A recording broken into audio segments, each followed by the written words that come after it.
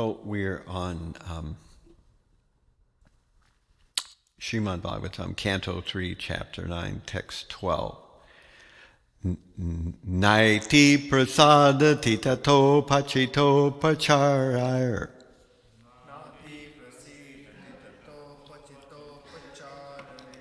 Nati prasidati tato pachito pacharayar.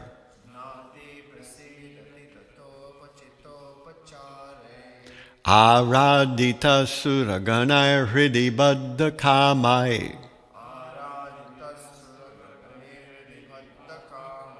Aradita suraganai hridi baddha kamai.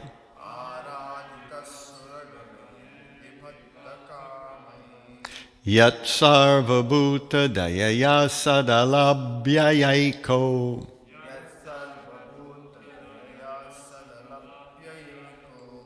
Yat sarva bhuta dayayad sadalabhyayaiko.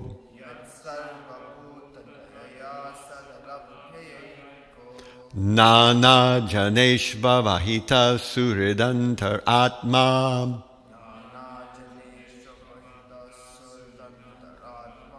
Nana janeshvaradita suhridantar atma.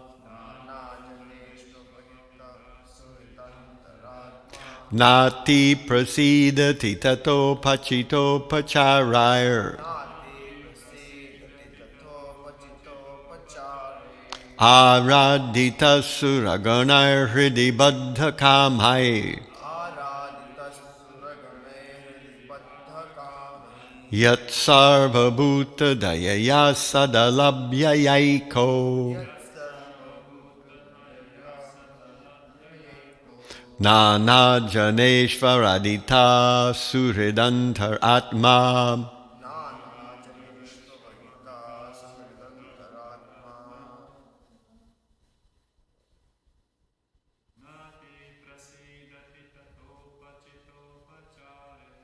Nati prasidati tato pachito pacharayar. Aradita suraganai hridi baddha kamai. Yat sarva bhuta dayaya sadalabhyayaiko. Nana janeshvaradita suhridantar atma.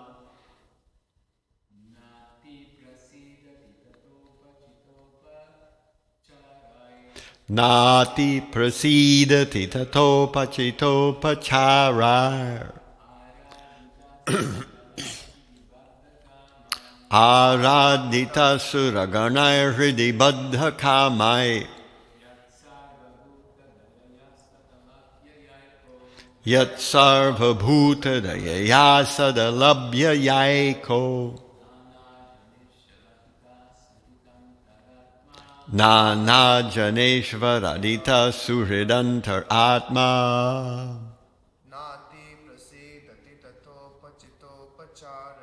Nati prasidati tato pachito pacharayar.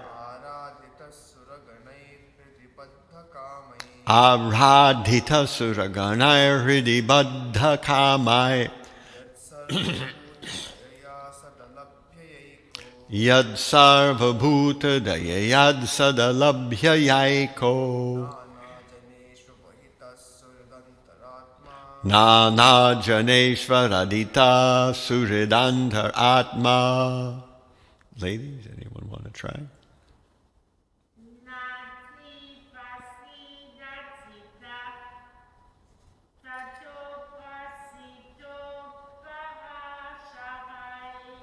Nati prasidati tato pachito pacharayar.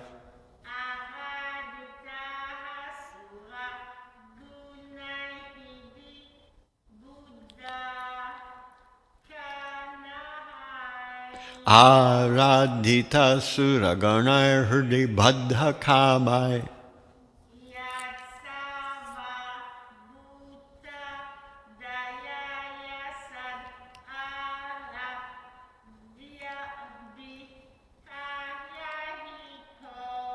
Yat sarva bhuta dayeya sadalabhya yaiko.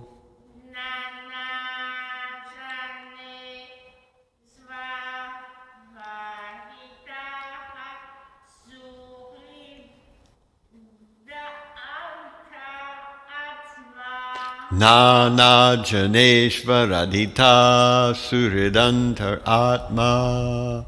So the translation to our verse is as follows.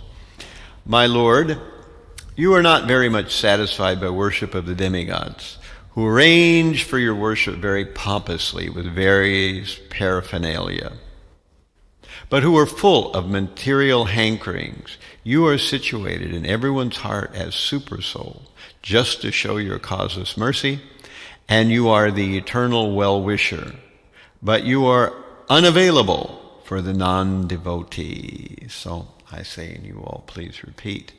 My Lord, you are not very much satisfied by the worship of the demigods, who arrange for your worship very pompously with various paraphernalia,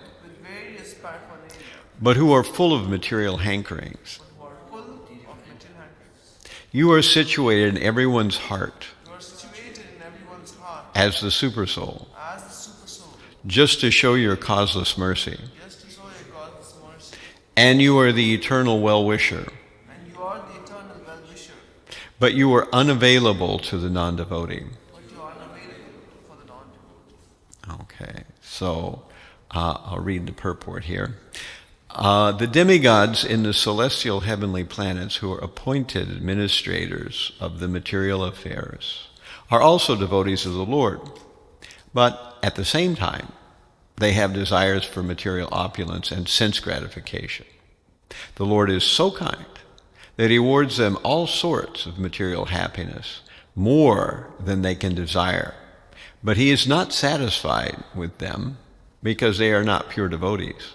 The Lord does not want any one of his innumerable sons, the living entities, to remain in the material world of threefold miseries, to perpetually suffer the material pangs of birth, death, old age, and disease.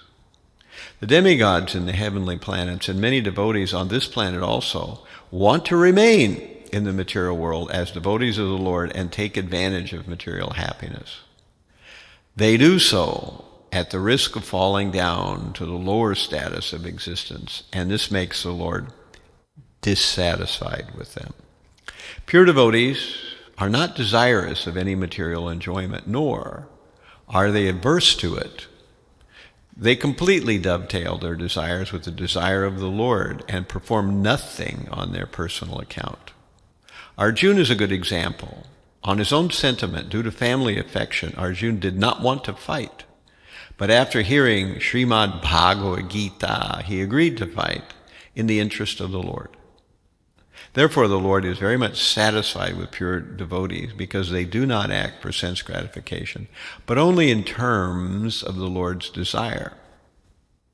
As Paramatma, or Supersoul, he is seated in everyone's heart, always giving everyone a chance of good counsel. Thus, everyone should take the opportunity to render transcendental loving service to him wholly and solely. The non-devotees, however, are neither like the demigods nor like the pure devotees, but are averse to the transcendental relationship with the Lord. They have revolted against the Lord and must perpetually undergo the reactions of their own activities. Bhagavad Gita, chapter 4, text 11 states, Ye yatam mam prapadyante tam stataivi bhajamiham.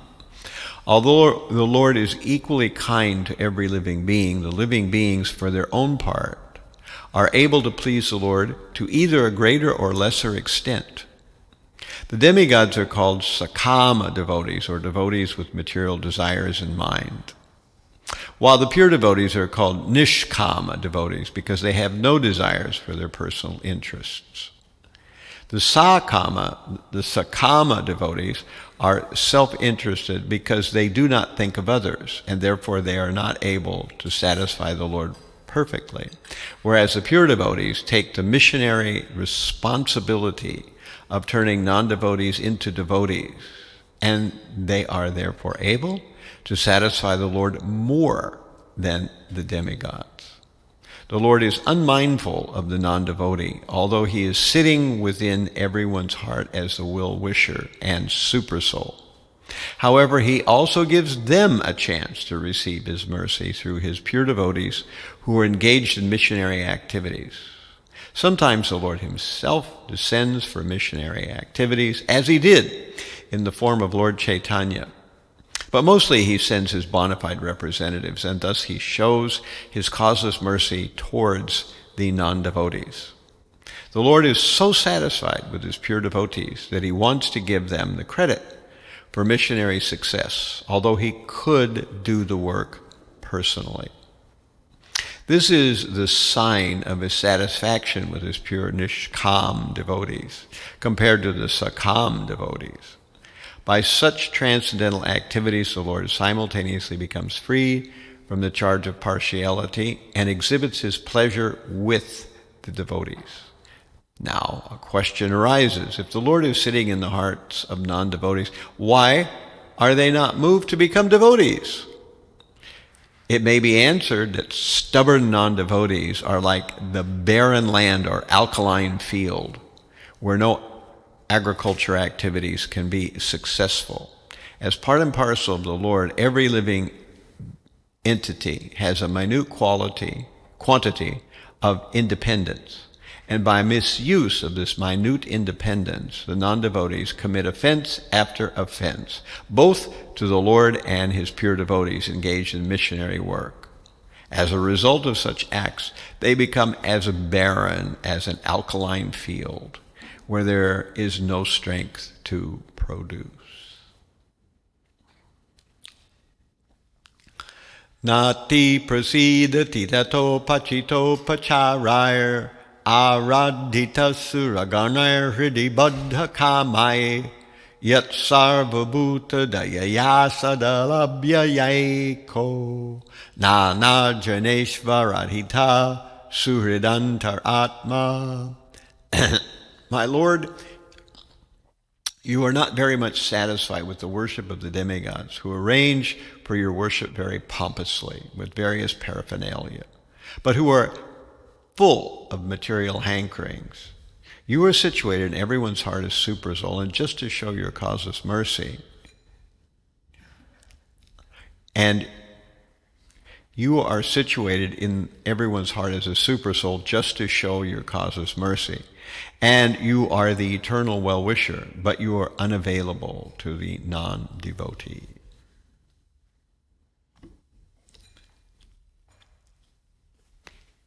When I read this verse yesterday, one of the first things that came to mind was actually a verse from the New Testament, 1 Corinthians chapter 13, text 1. If I speak with the tongue of men and angels, but have not love, I am like a clanging gong or a ringing cymbal only. So there is nothing we can do to impress the Lord as far as our abilities go. Because after all, in Bhagavad Gita, Krishna says, I am the ability in man.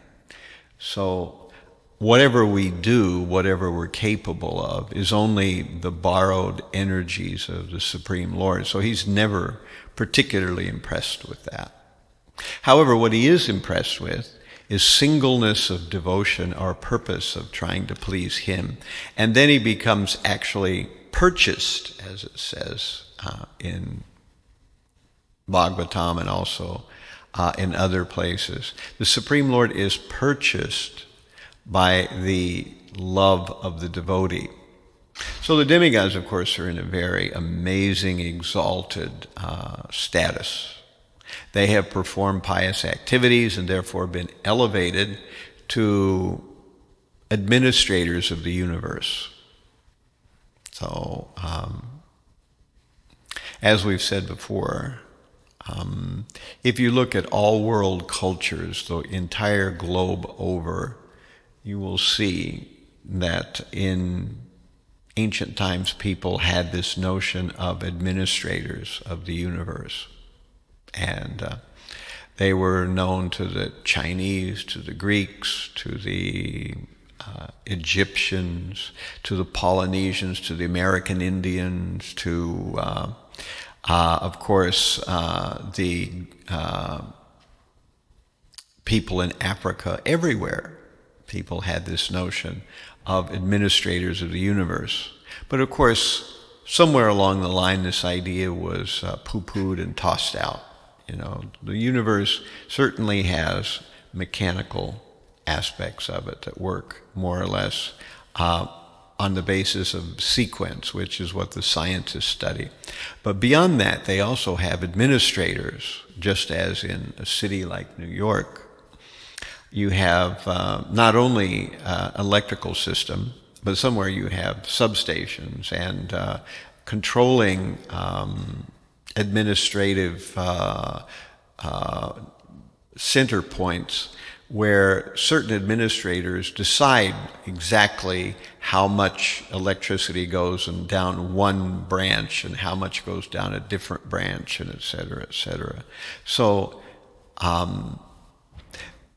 the living entities who get elevated to this level of being administrators of the universe are not ordinary. They have needed to perform very pious activities to get that position. So, but they are not different than you and I. It's just that they have great pious credit and we don't. And so they're in that position and we aren't. We also have a tiny bit of controlling potency, but nothing on the level of the demigods. Still, we see from this verse that the Supreme Lord is not impressed with their position. He knows that he's given them that position, but largely people who wind up going to the heavenly worlds are people who want to enjoy in a gorgeous way. So this is the interesting point of departure between the Vedic literatures and the modern religions, you know. Somewhere down the line, in ancient times, there was a knowledge about the heavenly worlds, but there was also a knowledge of what's beyond the heavenly worlds, which is what we call Vaikuntha, or the spiritual realm.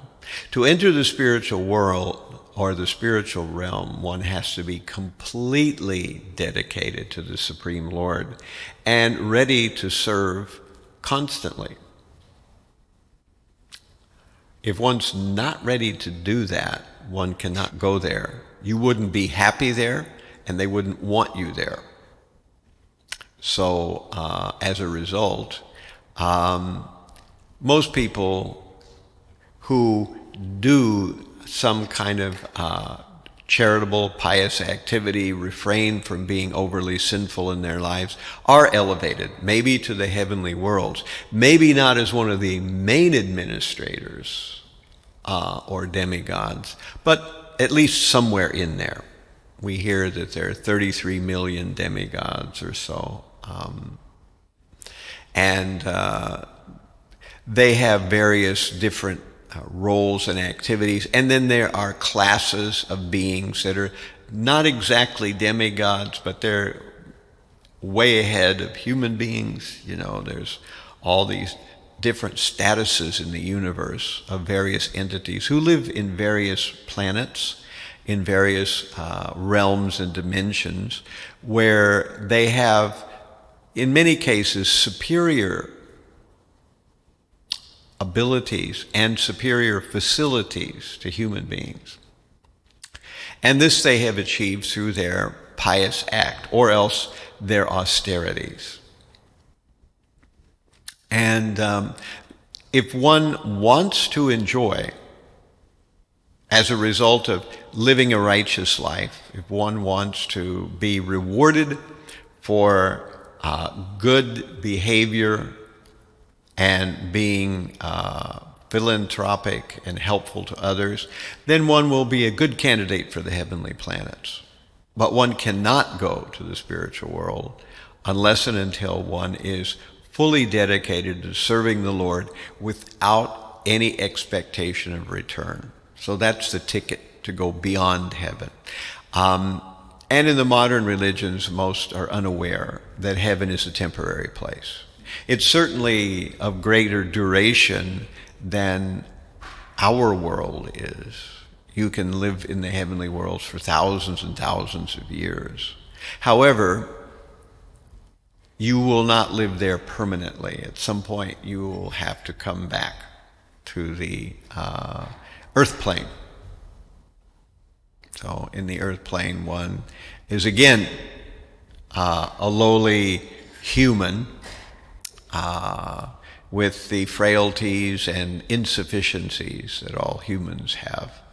So it's, but being a human has one great advantage, and that is that here in the earthly plane, one is not pampered by such, as Prabhupada puts it, pompous arrangements like the heavenly demigods have. So therefore, we are not so tempted to think that this world is nice. You know, in the heavenly worlds, one can actually remain in the attitude that things are okay here. You know, still, even in the heavenly worlds, there are disruptions. The demons attack sometimes, and there is other difficulties in the heavenly worlds, and eventually the entire material universe goes down in flames. So at that point, the heavenly worlds are also put away.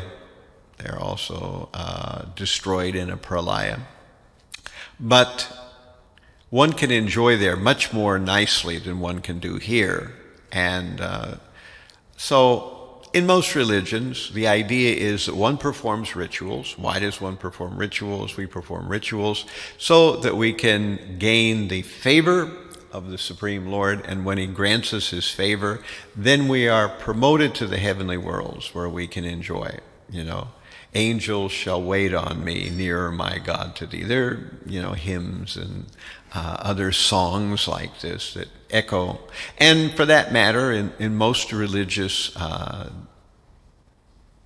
thought and religious writings, this is considered to be basically the sum and substance of religion. We call this sub-religion because there's a step beyond this, and that step is to want to serve the Supreme and not care whether we're promoted to heaven or even if we go to hell for some time, or whether we remain here in the material earth plane. We don't care.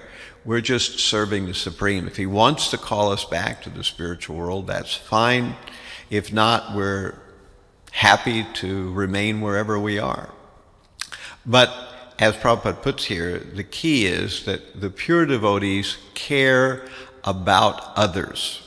And they don't just want to give them new clothes or a warm place to stay or perform medical interventions for them or even to feed them. Of course, these things are also necessary, but the pure devotee wants to reclaim them to the service of the Supreme Lord. This is not an ordinary task, and this is called para upakar, the highest welfare work. There are many kinds of welfare work, but of all welfare work, the highest welfare work is to connect people again with the Supreme Lord, to awaken their eyes, to shake them from their torpor, and bring them back into the understanding that they are a part of the Supreme. Because when a person does that, one begins the process of bhakti yoga, which will ultimately destroy their karma, which is why they're suffering in the first place. So you can give someone something to eat, you can perform a medical procedure, you can give them a warm place to stay, just right here on Skammerhorn, there are all these people that sleep in the crevices in the buildings here, and so on and so forth. People give them blankets and so forth, and buy them some, hamburger or something like that to eat. So, this is pious behavior, but their karma hasn't been changed, and they will continue to cause themselves to suffer. In fact, many are actively engaged in activities that drive them deeper and deeper into drugs and behavior that will only cause them more suffering. Of course, this also needs some intervention. It's not like we can just be callous to this.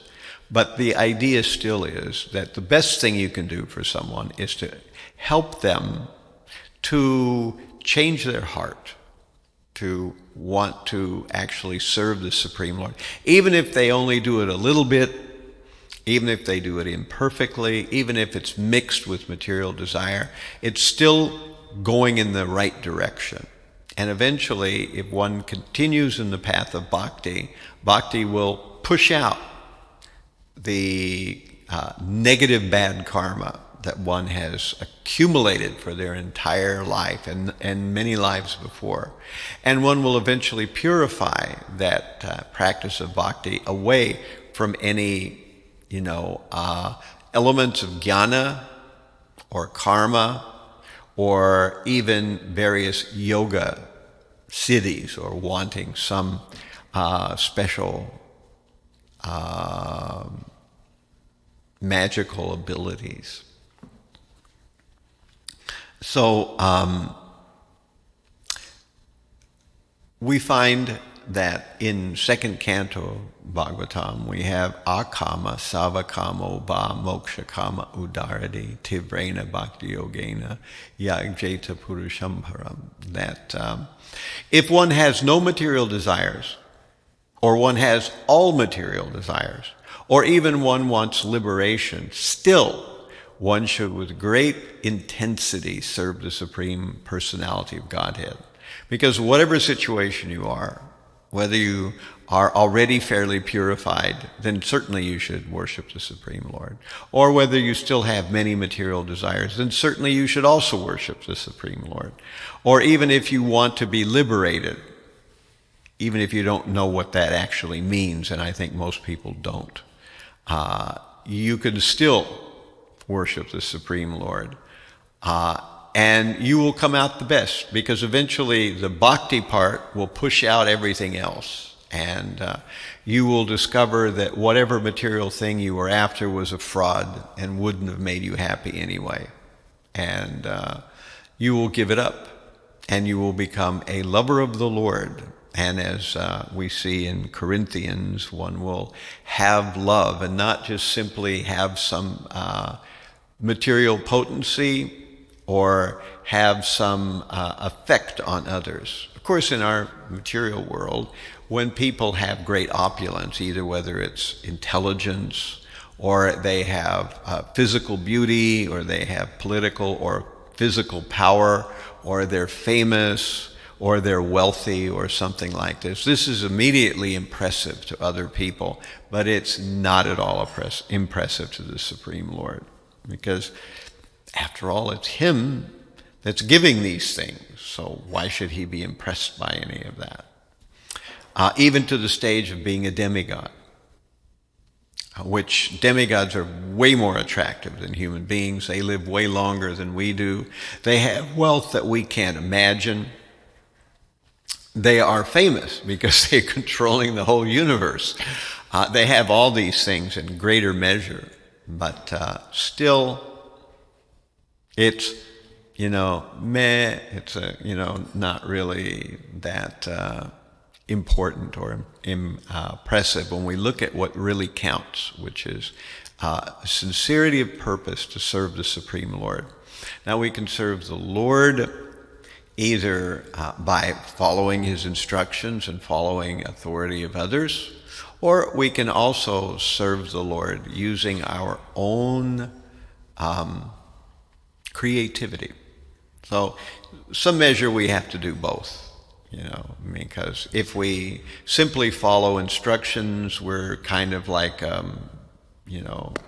automaton.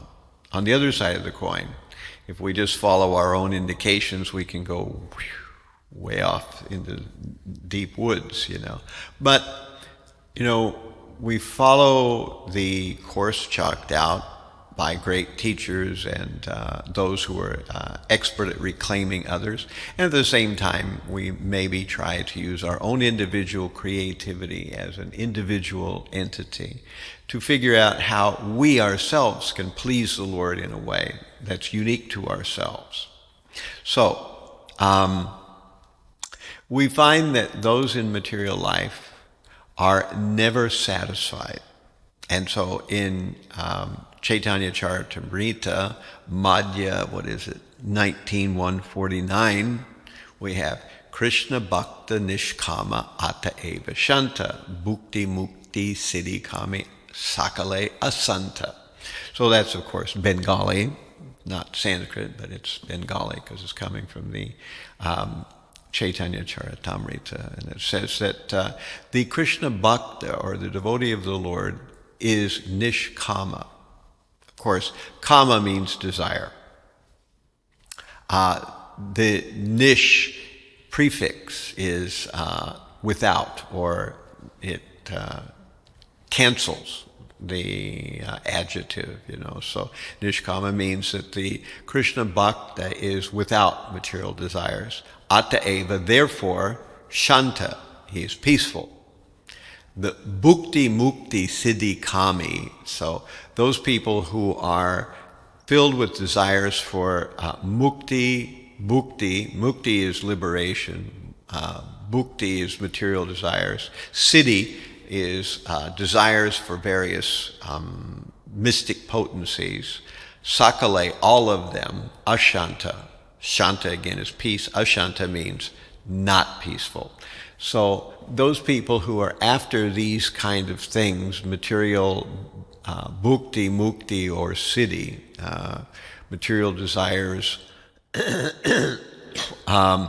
material liberation, or various magical abilities given by the yoga systems, those people are not peaceful. So this is the comparison. And I think this is interesting that Prabhupada uses this barren agricultural field metaphor. In agriculture, one can, of course, till the ground. One can wait for rains to fall. One can plant the seeds. But if the earth itself is overly acidic or overly alkaline or salty also, you can put most kinds of plants into that soil and they won't produce, So why is it that the Supreme Lord actually is able to take hold in the heart of some, but not in the heart of others, And the answer is that due to a person's past, as Prabhupada puts it, his offenses after offenses, his neglect of the Supreme Lord, his insistence on his own material desires, one racks up so much bad karma and offense that any indication or any suggestion in favor of the Lord is falling on deaf ears. It's falling on barren ground. It does not take root. It does not grow. However, even in such cases, still, sometimes the Supreme gives that person who has no desire for the Supreme Lord, and certainly has done nothing to merit the mercy of the Supreme Lord. So neither they have desire, nor do they have the adhikar for the Supreme Lord. Yet still they get the mercy. So how would that happen? Why would that happen? And the answer is, this is the miracle of the Sankirtan devotee. Now, the devotee is not the Supreme Lord, and he's not the wayward person either. He's a third party, and he's brokering this exchange of mercy. The Supreme Lord has pledged to be impartial. The Supreme Lord has pledged to reciprocate with others according to their desires. Yeya tam prapadyante tam sataivi bhajamyaham. As they surrender to me, I reward them accordingly. Mama manuvartante manusya partha sarvasha. Everyone follows my path in all respects. So the Supreme Lord is not going to force himself on anyone. And if somebody wants to shut the Supreme Lord out, the Supreme Lord backs off. So how will that person ever make any positive progress toward the Supreme? There's only one hope, and that is that a third party, a broker, the Sankirtan devotee, is walking along and he says, my dear Lord, see this poor fool over here. He's neglecting you and he's causing himself enormous pain. Please give him some mercy. You please give him some mercy. I'm asking you. So now the Supreme Lord has a reason to give that wayward soul who neither has the desire nor the adhikar, the desire or the qualification for Krishna's mercy. They didn't deserve it. They don't want it. But because there is a broker, a third person, Krishna says, all right, because you, my devotee, want him to get mercy, I will give him mercy that he neither deserves nor desires. And the chute comes open. And sometimes, who knows? The person has a complete change of heart, his life turns around. A person, and for that matter, it's not so impossible. In fact, I think most of us are here because an event like that took place, that we were neither deserving nor desiring the Supreme Lord, yet someone brokered our changeover to Krishna consciousness, to want to take up the path of devotion. And here we are. So this is the mercy of the Supreme Lord. So I've talked too long, but I want to leave some time for questions and comments, that any of you have. Please use said mic that will be passed around.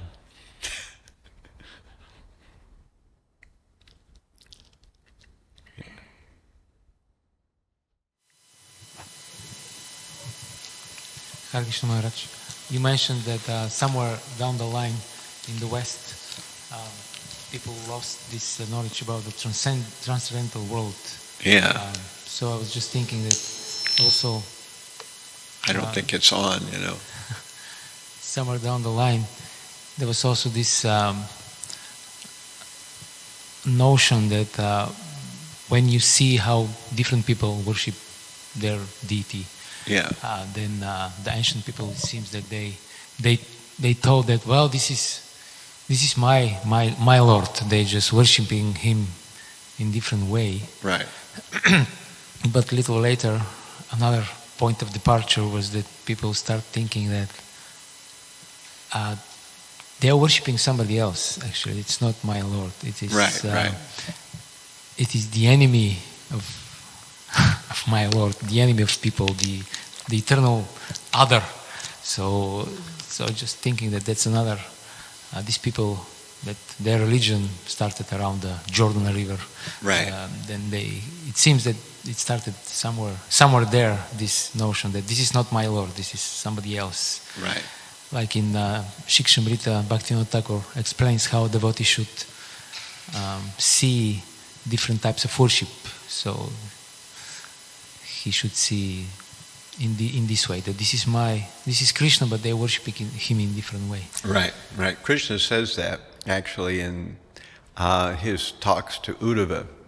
He says, some may not know exactly my name or what I look like or my pastimes, but they're worshiping the Supreme Lord, So this is interesting, and this is actually one of the faults of modern religion is the inability to recognize the Supreme Lord in a form other than the one that religion particularly, is traditionally focused on, So this is an example of Kanishta Adhikara, as we see in Chaitanya Charitamrita, that a Kanishta Adhikari can worship the Lord in the temple, mosque, synagogue, church, but is unable to see the Lord in others' hearts, and this is typical Kanishta Adhikara. And sometimes it goes beyond that to the point of gross offense, where some religionists do not only don't appreciate the Supreme Lord in other religious expression, but actually feel the need to convert or to destroy other religious expression, which is an offense. So that's why such people never rise beyond Kanishta Adhikar, and this is, how we understand the age of Kali Yuga came on, just like when you have the waning fortnight of the moon. Gradually, the moon is more and more phased out, So you had the full moon of Vedic knowledge, and then gradually little pieces of it were lost, the philosophy, we had the knowledge of the Supreme Lord, his threefold bending form, his beautiful dalliances with the gopis and all this kind of thing. And gradually the Supreme Lord was less understood as a person. Eventually religions came to feel maybe he's not a person at all, but rather only the all-pervading essence, and there are several religions that actually think of the Supreme Lord only in that form. And similarly, over time, the idea that there were many administrators under the Supreme Lord, they were not the Supreme Lord, but they were administrators under him, became elevated to in the same status as the Supreme Lord. And then after some time, with the advent of Christianity and to some extent Judaism, that was pushed out completely to where there are no such administrators, And similarly, we have the progress of world religion where we lost the sense that there is something beyond heaven, that heaven is not just a place that we are rewarded for our life of abstaining from sin and performing pious activities. There's something beyond that, a place where someone gives themselves completely to God, and God gives himself completely to them. And that's not an ordinary attitude, So all these things gradually got leached out over the years, and also a sense of exactly how the universe functions and the nature of karma, the knowledge that we don't have but one life, but we have many lives, and we go from one incarnation to another. All these things are what were gradually leached out of the Vedic knowledge as the age of Kali Yuga came on. And so our modern religions have a deficit in this particular category of information. But, some people are open and can recognize it. We don't ask people necessarily to change their religion, but they should understand religion more deeply than they generally do. For most people, religion is simply a group of formulas or rituals, and those rituals are designed to please the Supreme Lord. But the ultimate goal of those rituals is that the Supreme Lord will then turn around and bestow material benedictions. And that is, sorry to say, that's not religion. That's yes, sub-religion. That's second-class religion. Of course, it's better than total irreligion. Certainly it's way better. But those who are a little more astute or a little more sensitive can recognize that religion really is about giving yourself completely to God. That's what it always is, always was, always will be. And to do that means you don't really care where that leaves you. But we know that as a servant of a king is, not on the status of the king, but because the servant is serving the king, he's living in an opulent place, he's eating the similar food that the king eats, and so on and so forth. So generally speaking, the servant of the Lord also enjoys. But we understand that enjoyment comes not from what we get, but what we give. You had something you were going to say. Yes, Maharaj. Arjuna Nanda is asking from the kitchen a question. Could you ask Maharaj to explain this? The demigods in the heavenly planets and many devotees on this planet also want to remain in the material world as devotees of the Lord and take advantage of material happiness. They do so at the risk of falling down to lower status of existence, and this makes the Lord dissatisfied with them. Right. Usually we hear that if one performs even a little devotional service, he is saved from the greatest danger of taking birth in lower life forms. Yeah, I'm glad that Arjunananda saw that. I was thinking about it, but I always have to juggle what I can fit in. So I think that's an important point. There are those who engage in following the Vedas for actual, material benefit. They are, sometimes we call them sakama devotees. That's the terminology Prabhupada uses in today's purport. Sakama devotees.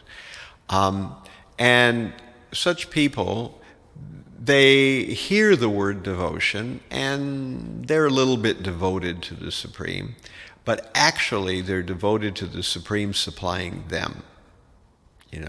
And that's a dangerous position, because essentially the bottom line there is that one has not really decided that Krishna is what's valuable. They're still considering what's valuable is my sense gratification. Krishna is valuable because he can give me my sense gratification. However, there's another class of devotee where that's, where we recognize, yeah, right, I know that I shouldn't want material things, and now I'm engaging devotional service, but gosh dang it, I'm still so addicted to material stuff, but I want to stop. Now, that is actual devotion, and it may be, as we call it, karma mishra bhakti, but at least one recognizes that one's material desires are the enemy ultimately, whereas the other class, they may toy with devotion and have a superficial sense of devotion, but actually their real bottom line, what they really want, is material satisfaction. Such a person could fall down again, but a person who is even a sakama devotee, but actually performing bhakti, such a person won't fall down. But a person who is sometimes performing a little bhakti because it's actually, they think it will help them with getting their material desires fulfilled, such a person could fall down. So there's a little bit of a difference there, when you've come to the point of recognizing that material sense gratification, you may want it still, and you know that you still want it, but you're trying to give it up, and you're trying to serve Krishna, you're trying to engage in the process of bhakti. That's all honest. And eventually that will push out every other material thing.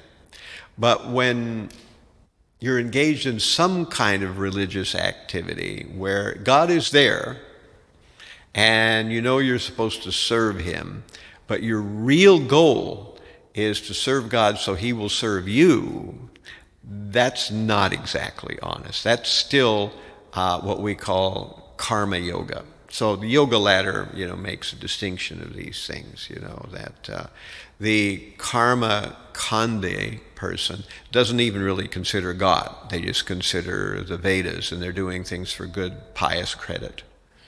Whereas the karma yogi, he is the person who understands that he's supposed to be serving Krishna or serving God, but he's still doing it mostly so that God will serve him.